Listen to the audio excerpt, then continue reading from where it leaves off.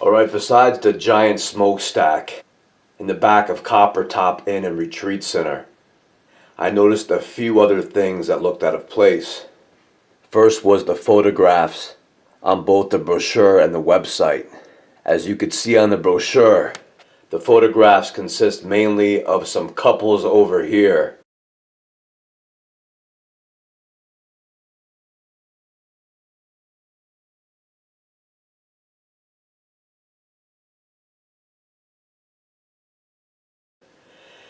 But then there's this photograph of a large group of children.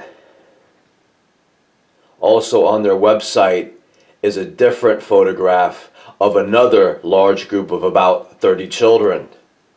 And what I do not see is any photographs of regular families.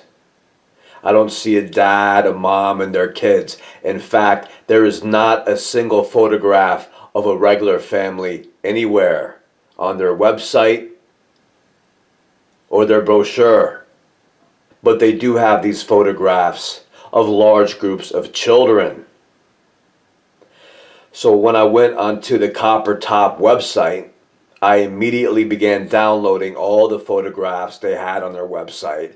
And right in the middle of doing so, I had some trouble, as if someone was attempting to prevent me from doing so.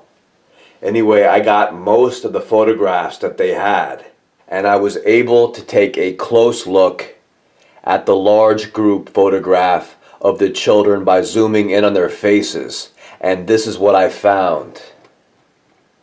Almost all of these children appear to be sedated. They looked either drugged or, more likely, having undergone electronic mind control. And as you can see, they all look completely out of it. Most of their eyes are shut, even though that you could observe from the photograph that the children are seated in a shady area and the sun is on their right-hand side. In other words, the sun is not shining on their faces and they have to squint into the sun. These kids all look highly programmed, and some appear almost as if they are asleep. Anyway, it is a very disturbing photograph that is easy to overlook if you weren't able to zoom in on their faces. From far away, it looks like some kids seated on a wall having a good time goofing off. But when you magnify the photograph, the image is very sad indeed. So first, I wanted to know why these large groups of kids were at this small bed and breakfast joint off in the middle of nowhere that only has a few rooms. The owner, who identified himself as Bill, told me that there are 2 larger rooms and 2 smaller rooms, but on their website it looks like they have about 6 rooms altogether, and at $200 or $300 per room each day. I wondered why these large groups of kids would stay there, cramped into this small bed and breakfast place, when right across the lake there are whole campgrounds. One was open all winter long with dozens of cabins and places for the kids to stay. So this Copper Top Inn and Retreat Center states that it is on 15 acres of private land. But it seems that most of that 15 acres consists of this long driveway leading up to the place. And once you get to the location, there isn't much there. They have a little yard, not much bigger than a ½ acre, a tiny pond, a beat-up hot tub, and this giant industrial-styled smokestack in the back of this quaint 6-room bed and breakfast inn. So what do you do with 30 kids there? If you have 30 children on a school trip or a camping trip or something, you usually go to a large hotel or a campground, but not a $200 to $300 a day bed and breakfast place that doesn't have much besides a view. So the questions are, why are these large groups of children being carted over there? Where are they getting these children? Why do these children look like that? And what are they doing to these kids? So it's very sad to see these kids by themselves and no photographs of regular families vacationing in the area. And as this investigation goes on, you will begin to realize that this whole area has been consumed by the military. This whole area is now under the control of the military so they could, one, run experiments, and two, service the scum of the planet and make a great deal of money doing so. So all the locations presented in this investigation entitled Hebron Coven are connected. And this is a photograph of the man named Bill, who showed me the room when I went to the Copper Top Inn. And I never met her, yet I could only guess this woman is Sheila, whose name is on the mailbox, and who Bill mentioned as the Justice of the Peace.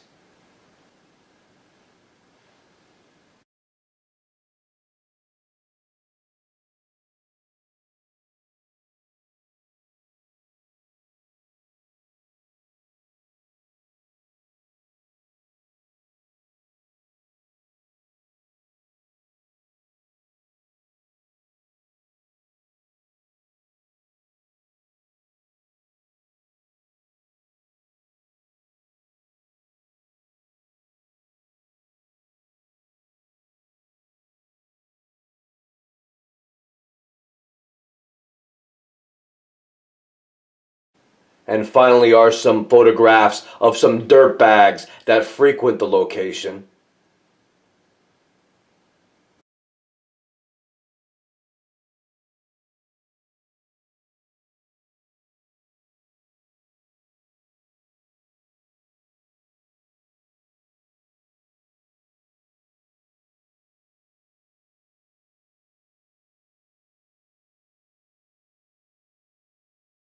The man photographed in the hot tub looks very familiar.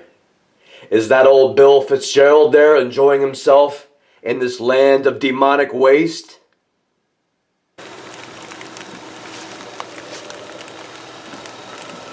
At 8 Range Road here. He's also notary of the public and justice of the peace.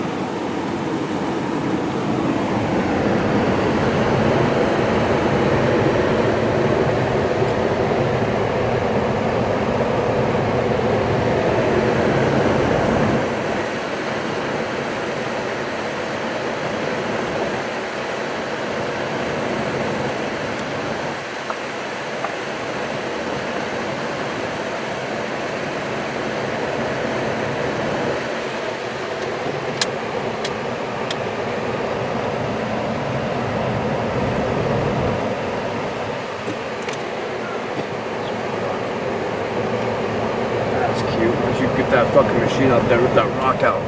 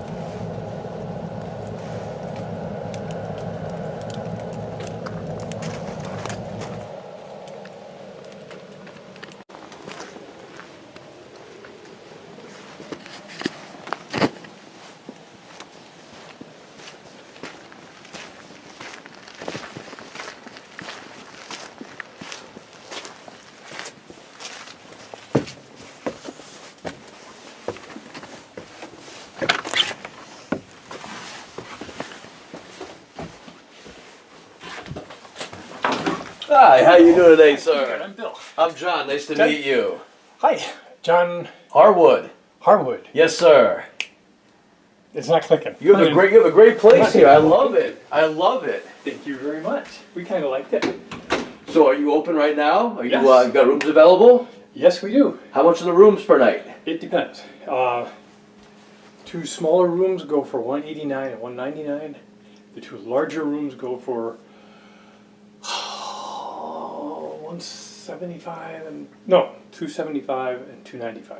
And do you rent the cabins down here? On the way up, I saw No, like that's not cabins. us. That's not you guys, No, huh? we're down the driveway. We're about where the trees start. When you go into the trees, that's our property line across. Oh, there. great.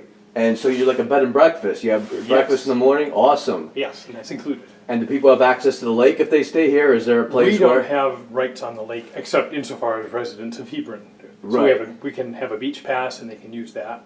Or we can direct them down to the Paradise Point Audubon Center or over to the state park on the other side.